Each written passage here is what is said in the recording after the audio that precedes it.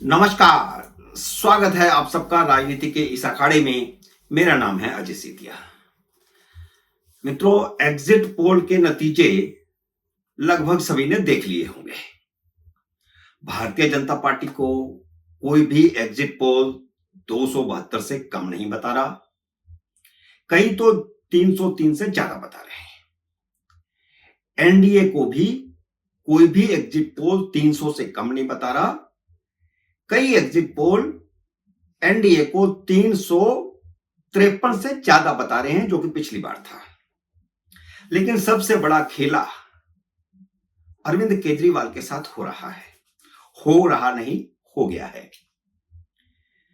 कल के वीडियो में मैंने अरविंद केजरीवाल का एक वीडियो दिखाया था और उनके झूठों की पोल खोली थी। रही सही कसर शनिवार को सॉलिसिटर जनरल ने कोर्ट में पूरी कर दी। कुछ चीजें, कुछ उनके झूठ मेरे से स्लिप हो गए थे और वे महत्वपूर्ण झूठ थे जो कोर्ट में सॉलिसिटर जनरल ने खोल के रख दिए। जब उन्होंने कोर्ट में कहा कि केजरीवाल झूठ बोल रहे हैं, उनका वजन 6 या 7 किलो घटा नहीं है। खुद तो उन्होंने कहा कि 6 किलो घटा, लेकिन उनके सारे लघु भगु, सारे चंपू कह रहे हैं कि 7 किलो घटा। लेकिन सॉलिसिटर जनरल ने कोर्ट में कहा कि केजरीवाल का वजन 1 किलो बढ़ा है, घटा नहीं है। झूठ बोल रहे हैं। दूसरा बड़ा झूठ उन्होंने यह बोला कि वह देश के लिए जेल जा रहे हैं, जबकि अदालत ने उन्हें शराब घोटाले में जेल भेजा है। और तीसरा, उन्होंने वीडियो में यह कहा कि वह 2 जून को 3 बजे तिहाड़ जेल जाएंगे, जबकि उन्होंने जमानत की अर्जी लगाई हुई थी जिसकी सुनवाई हो रही थी।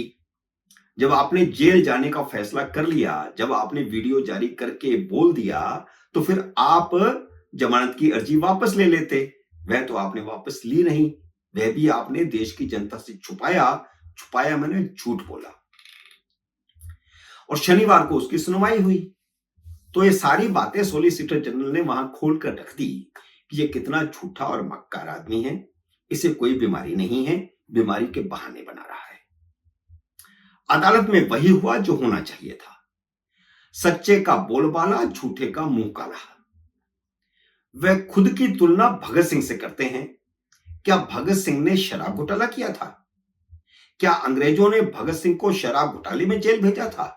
क्या शराब घोटाले के कारण उनको फांसी पर चढ़ाया गया था? वह देश की न्याय व्यवस्था, चुनाव प्रणाली, संसदीय प्रणाली, यहां तक कि लोकतंत्र पर भी सवाल उठा रहे हैं, जबकि खुद इनमें से किसी भी संस्था का सम्मान नहीं करते। वह अब लंबा जेल जा रहे हैं। दिल्ली विधानसभा के चुनाव तक उनके बाहर आने की कोई आसार नहीं है। 21 दिन जेल के बाहर रहकर वह कई कांड कर गए हैं। एक तो अपनी पत्नी को बाकायदा नंबर 2 घोषित कर गए।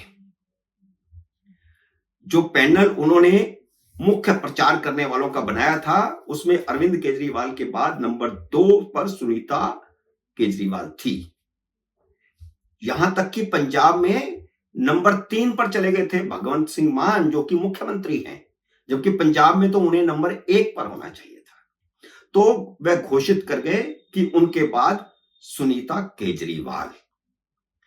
अब अगर आतिशी मारलेना, सौरभ भारद्वाज या संजय सिंह या और भी कोई नेता किसी गलतफहमी में था, तो उसकी गलतफहमी दूर हो जानी चाहिए कि वे मुख्यमंत्री बन सकते हैं। दूसरा कांड वह स्वाति मालीवाल का कर गए।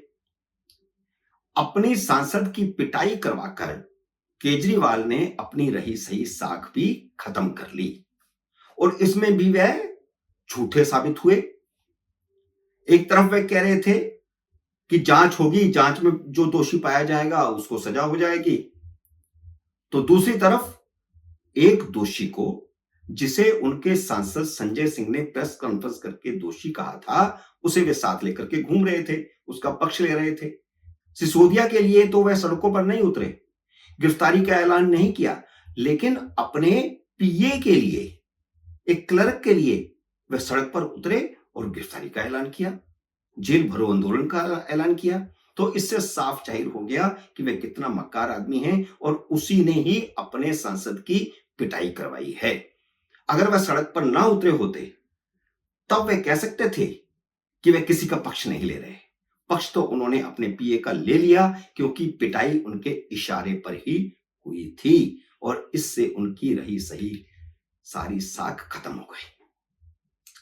एग्जिट पोल के नतीजे बता रहे हैं कि दिल्ली की जनता उन्हें पूरी तरह रिजेक्ट कर रही है। इंडिया अलायंस का कोई उम्मीदवार जीतने की स्थिति में दिल्ली में नहीं है। दिल्ली के कांग्रेसी ऐसे ही नतीजों की कामना कर रहे हैं।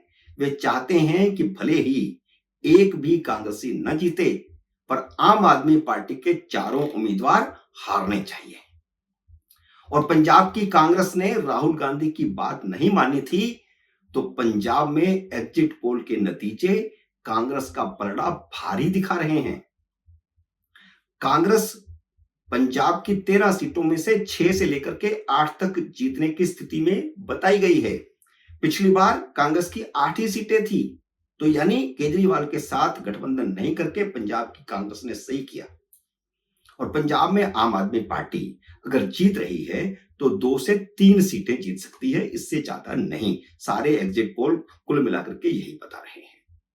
बल्कि भारतीय जनता पार्टी 4 तक सीटें जीत सकती है, ऐसी स्थिति एग्जिट पोल में बताई गई है। पिछली बार भाजपा की 2 सीटें थी।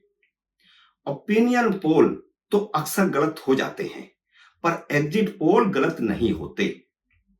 मोदी ने जिन 3 मुद्दों पर चुनाव लड़ा था, देश की जनता ने उन्हीं 3 मुद्दों पर अपना नतीजा दिया है। मैं एग्जिट पोल को सही मानकर चलता हूं। मेरी धारणा है कि ओपिनियन पोल गलत हो जाते हैं, एग्जिट पोल गलत नहीं होते। 2014 का आप एग्जिट पोल देख लीजिए या 2019 का देख लीजिए।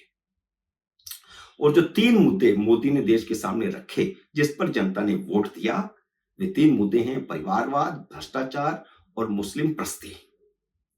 मोदी ने तो पहले ही कह रखा है कि तीसरे टर्म में वह पिक्चर दिखाएंगे, अभी तो सिर्फ ट्रेलर दिखाया है। तो मोदी के बाकी एजेंडे को अपन छोड़ दें, विकास के एजेंडे को छोड़ दें, राजनीतिक एजेंडे को छोड़ दें, हिंदुत्व के एजेंडे को छोड़ दें। जिन्हें जनता ने जिन कारणों से ठुकराया है, वे सब अब अपनी जेल जाने की तैयारी कर लें। भ्रष्टाचार मोदी के लिए सबसे बड़ा मुद्दा है और भ्रष्टाचार में जो आरोपी है वे अब जेल जाएंगे। भ्रष्टाचारियों की शामत आने वाली है। केजरीवाल का कुनबा तिहाड़ जेल में पड़ने वाला है। और एग्जिट पोल से ठीक पहले इंडिया अलायंस ने जो मीटिंग की, उसमें भी 5-6 नेता ऐसे थे जो चार्जशीटेड हैं। सोनिया गांधी और Rahul Gandhi national Herald case में, संजय सिंह और केजरीवाल वे भी बैठक में थे, दोनों शराब घोटाले में, और तेजस्वी यादव जमीन के बदले नौकरी घोटाले में। तो ये घोटालों वाली जो गठबंधन है उसकी अब शामत आने वाली है। 4 जून के बाद किस किस का नंबर लगता है, देखते जाइए। मित्रों, उम्मीद है मेरा यह वीडियो आपको पसंद आया होगा। इस लाइक और शेयर कीजिए। अगर आपने मेरे YouTube चैनल को अब तक सब्सक्राइब नहीं किया तो कृपया सब्सक्राइब करके अपना आशीर्वाद दीजिए। जल्द ही मिलते हैं अगले वीडियो में किसी अन्य विषय के साथ। तब तक नमस्कार।